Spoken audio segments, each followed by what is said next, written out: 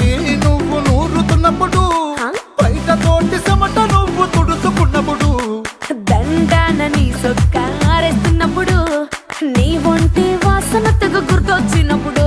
రెండు చేతులెత్తి జుట్టు ముడిసినప్పుడు, జండు కత్తుకొని పడుకున్నప్పుడు, అలసిపోయి నువ్వు ఆవలించినప్పుడు,